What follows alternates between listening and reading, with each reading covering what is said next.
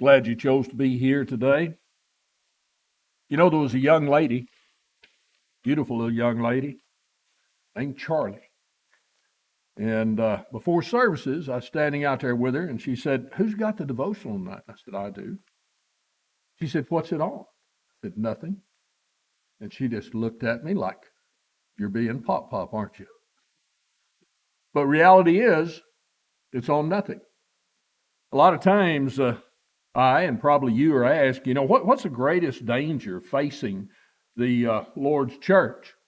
And sometimes we will talk about various doctrines that seem to be cropping up from time to time. You have to address them. Even old ones come back. But, one of the things that really sets the tone for every problem that arises is nothing. And you think about it. There's a poem that I read years ago. It's by an unknown author. It says, he made no mistakes, took no wrong roads. He never fumbled the ball. He never went down neath the weight of the load. He simply did nothing at all.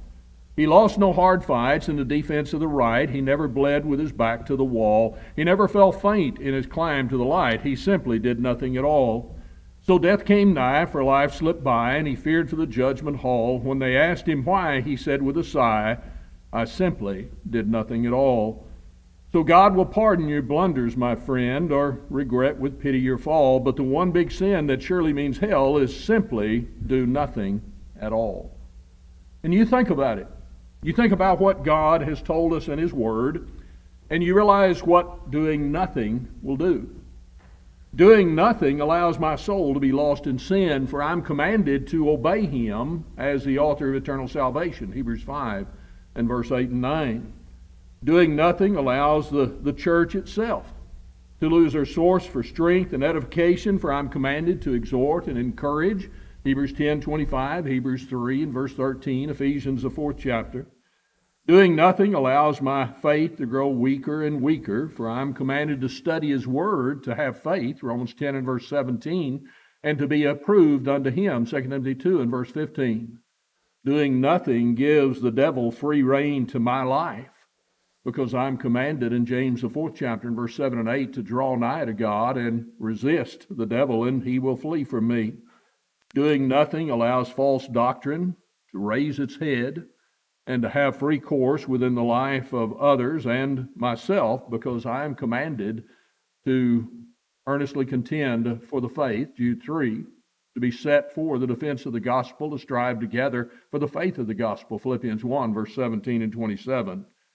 Doing nothing not only allows my soul to be lost, but will allow others to be lost, because maybe I'm the one from whom they would have received the knowledge of the gospel, Matthew 28, 18 through 20. Doing nothing. Sometimes we live in a world in which we think that's the way we want to go. But James said in James the 1st chapter, be ye doers of the word and not hearers only, deceiving your own selves, James 1 and verse 22. So tonight we need to consider ourselves and see, where do we stand? We can stand and do nothing, or we can begin by gladly receiving the Word of God. Acts 2, verse 37 through 47 tells us those that did so were baptized for the remission of sins and were added to the Lord's church. But they also continued steadfastly in the apostles' doctrine. They were doers of the Word. So we choose to be doers, to make an impact upon our soul, the souls of those about us, to preserve the church, to strengthen our faith, to guide others to the faith. Or we decide to do nothing, stand aside, to be lost, and be an example to others of what being lost is. Tonight I pray we will choose to do something. The song we're going to sing, I've decided to follow Jesus. That's the first step. Perhaps you need to do that tonight. Perhaps you need to return to doing it tonight. Whatever the need is, God is there as we do the things that He commands us, as we stand and sing the song of invitation.